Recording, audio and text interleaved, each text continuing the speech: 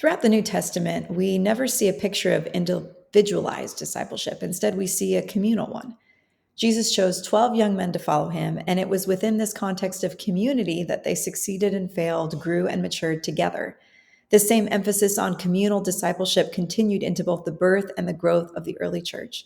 In the New Testament, from Galatians 6, where we're told to bear each other's burdens, to Romans 13, where we're instructed to let no debt remain outstanding except the continuing debt to love one another, a significant amount of text is devoted not to our personal discipleship, but our communal discipleship. In other words, we need each other. Now, I've avoided using this cliche up until this moment, but it must be stated. We are better together. Not only better together, but biblically speaking, we in fact belong to one another as members of the same body of Christ, the house of God, the family of God.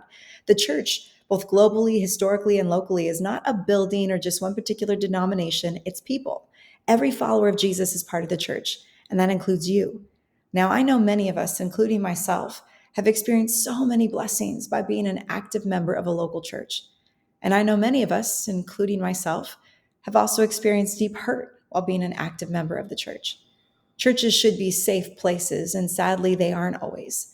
And every local church, even the healthiest of ones, are still filled with imperfect people worshiping a perfect God, which means we're going to miss the mark at times.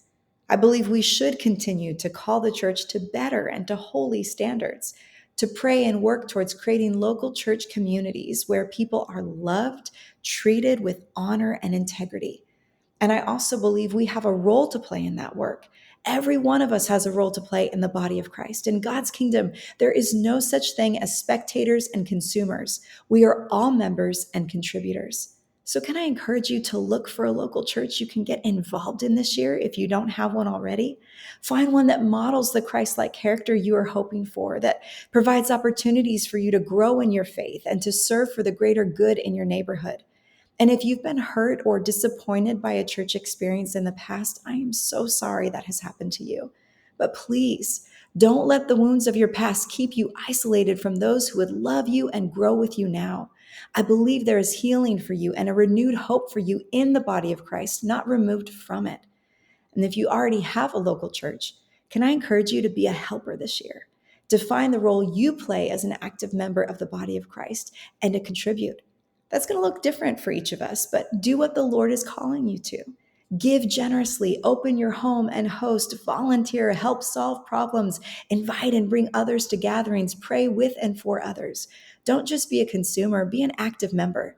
Make this the year you invest in your local church community and you become more like Jesus in how you love and how you live because of it.